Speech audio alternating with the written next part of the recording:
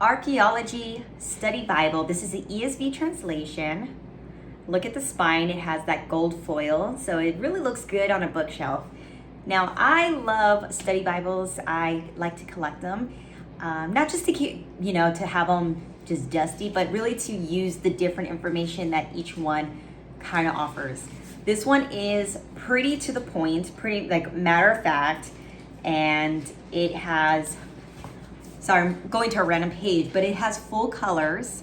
Maybe I should do it this way. Should I do it this way? Yeah, maybe. Full colors. I can't see. Full color pictures.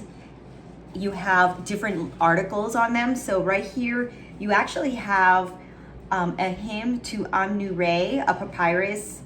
I'm probably going to butcher it, but it is the actual artifact for what they're talking about. And it's telling you what it says.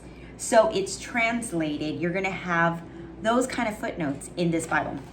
All right, let's see. Let me go to another one that will show you full color maps. I think we need more maps in between the scriptures. And then this is a real photo of a location that's going on that they're talking about in Exodus. So you have that, and let me show you.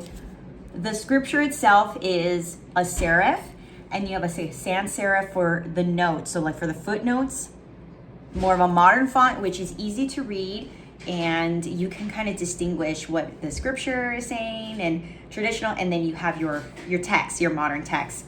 I like the articles that are in here. They're very different from other study Bibles that I have. I have other study Bibles that are more philosophical.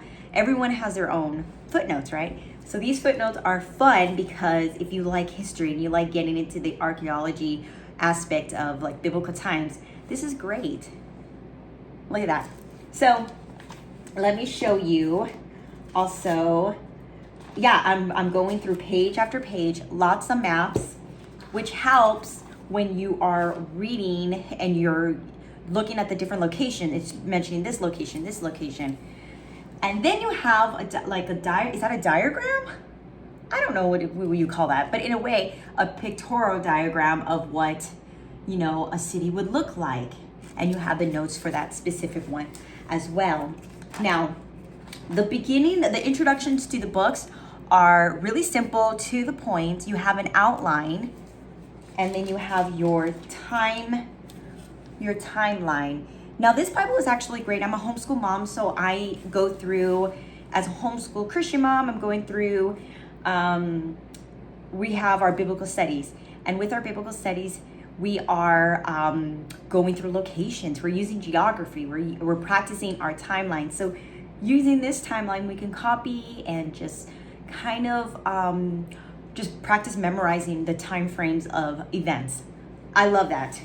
So if you yourself are into studying the timeline, studying, history, this is a great Bible. Or if you were teaching or you're a student yourself, I think this is wonderful to have as one of your tools for studying the Bible.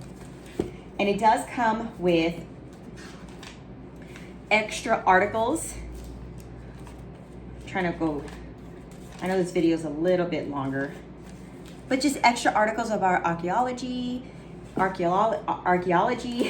and you have, about expository preaching and using archaeology with that.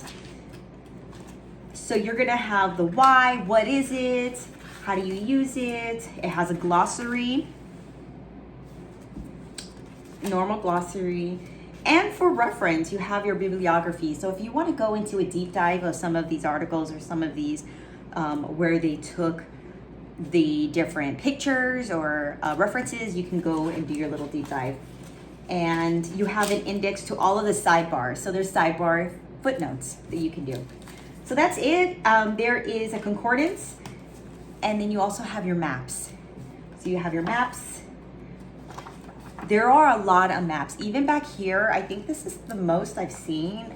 I mean, don't quote me on that, but these are a lot of different types of maps, this chunk alone.